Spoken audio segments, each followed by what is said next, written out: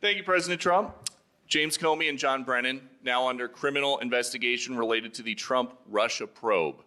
Do you want to see these two guys behind bars? Well, I know nothing about it other than what I read today, but I will tell you, I think they're very dishonest people. I think they're crooked as hell, and maybe they have to pay a price for that. I believe they are truly bad people and dishonest people. So whatever happens, happens. The DOJ confirming today with us in a statement here at Newsmax, quote, "We do not comment on ongoing investigations." When we asked them about the newly discovered criminal investigation into James Comey and John Brennan for the Russian collusion hoax. And oh boy, was it a hoax. Trump also basically confirmed it today. I mean, they tried to ruin everything about this guy's life and he beat him on it. All right, look. You remember this, right? For years, we heard ranking members of Congress, the intelligence community, and the FBI. Even like they go on TV and they tell us that Donald Trump was colluding with Russia to win the 2016 election. And then they ran with it for his whole first presidency, too.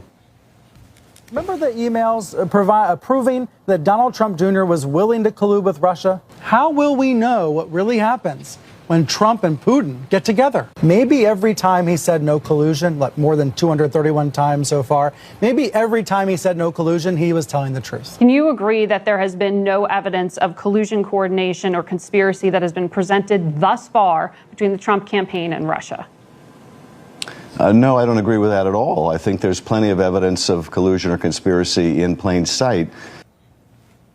Well, in a recently declassified lessons learned document from CIA Director John Ratcliffe noted how messed up this investigation actually was. Obviously politically motivated to keep Donald Trump from winning the presidency. And once he was in the presidency, it was designed to hamper his agenda.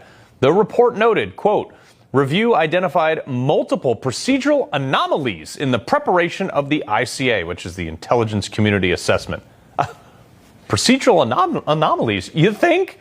You remember how this whole thing came to fruition? Let's just take a walk down memory lane here. Okay, so this guy, Christopher Steele, who was a former British MI6 intel officer with a specialty in Russian intel, was hired by Fusion GPS, which is a Washington, D.C. based research firm, they were hired from Perkins Coie, who was the law firm representing the Hillary Clinton campaign and the Democrat National Committee. Basically, this guy worked for Hillary Clinton. Specifically, Mark Elias. That was their main attorney. This chain of people were assigned to put together opposition research on Donald Trump, which, by the way, totally normal for any campaign to do. But what is not normal to do is to use this unvetted opposition research to prosecute that political opponent. Obviously, the Clinton machine, super highly influential still, considering she just came off being Secretary of State. And, the fact that her husband is the former president, they leveraged their influence. This was a single source report from someone hired by a political campaign to research an opponent, totally unsubstantiated by any evidence whatsoever. They had nada. They did this so they could bolster their case. They then shopped it to a bunch of media networks as a bombshell story, which then all reported on each other's reporting to give the appearance of multiple sources.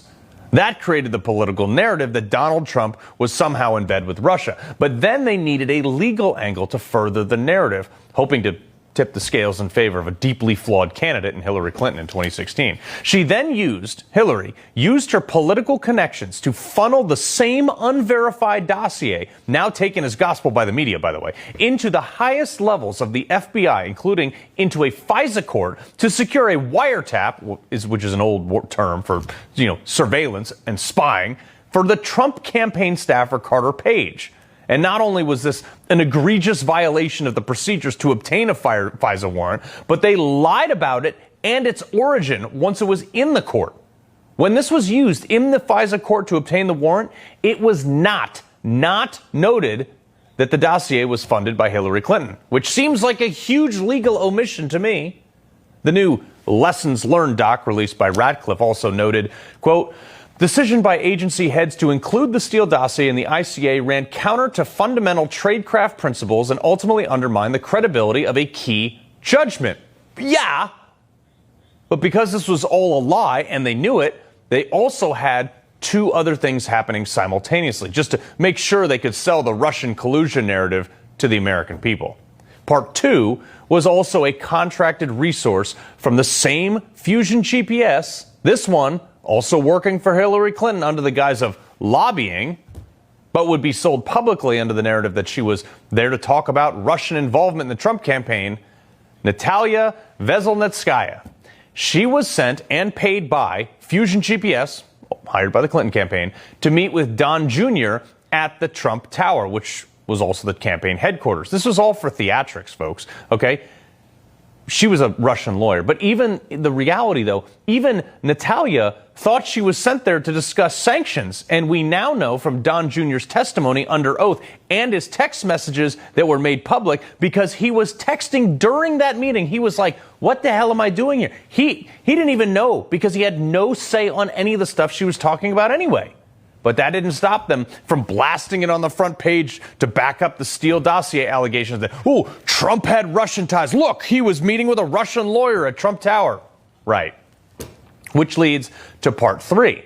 Simultaneously, in the lead up to the 2016 election, if you recall, Hillary Clinton was being legitimately investigated for having a classified server in her basement, which she did. That's not up for debate. And by the way, she destroyed devices with hammers and BleachBit software, which we also know she did. Never charged for it. Well, I should say, never did any substantial time for it or anything. There's no consequences whatsoever. And the DNC servers also, at the same time, were hacked by Russia, because they had basically a Google Doc worth of security on it. So they had to turn the narrative so they didn't look pathetic. Okay, the Crossfire Hurricane investigation. This was the investigation into Trump for Russian collusion. And it was unbelievable. This was ultimately the insurance policy, because if Hillary Clinton's classified information from her basement server was in fact hacked, which they were worried about, they could say that then, oh, hey, the Russians hacked me at the behest of Donald Trump. Look, I'm innocent. Forget about my server and all the things I did with breaking classification laws. Look, Trump did it.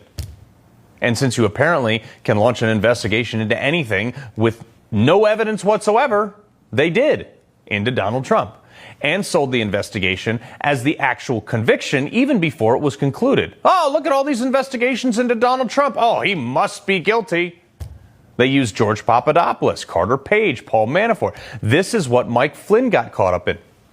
He was interviewed by the FBI, charged with lying to the FBI, even though the agent who interviewed him in his report after the interview said, no, Mike Flynn did not lie.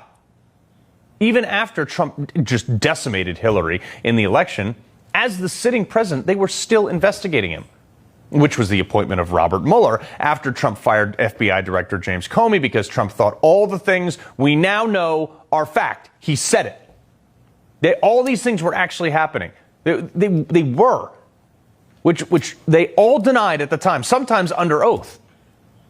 Mueller was appointed under a very specific scope, and when they couldn't find anything to get Trump in that scope, they just went back and expanded the scope, basically with limitless access, bottomless pockets, and about $50 million of our taxpayers to dig into anything they wanted. And John Brennan, the director of the CIA under Obama until Trump came in, was the one who fed the initial information that was gathered under political pretense for the purpose of a legal investigation that Trump had somehow colluded with Russia to win the election. Meanwhile, they kept all this alive in the media by charging people in Trump's orbit with process crimes totally unrelated to Russian collusion, which was, outside the scope.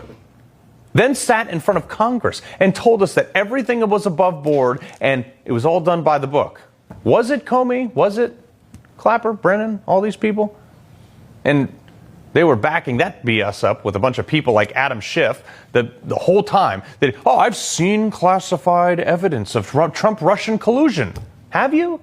Because we now know that didn't exist, and it was all a lie. Because there was never any, but rather just a bunch of investigations and partisan PIs creating a narrative out of thin air, which I would venture to say that they knew was BS the whole time, which is probably why, as the report notes, the high-ranking agency heads were unusually involved, saying their direct engagement in the ICA's development was highly unusual in both scope and intensity. This is exceptional level of senior involvement likely influenced participants, altered the normal review process, and ultimately compromised analytic rigor. That's why Brennan and Comey are being criminally investigated for, ironically enough, collusion and conspiracy. Look, it should have happened 8 years ago, but it's happening now.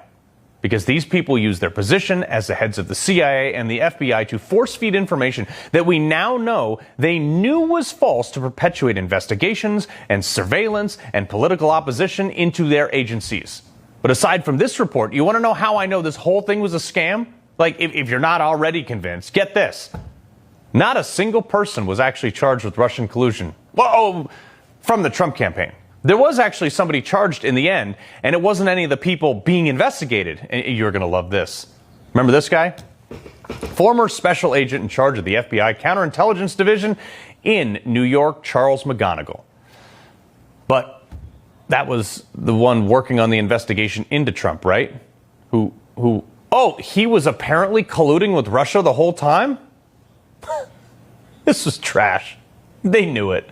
They lied. And now I hope they bury them under the jail.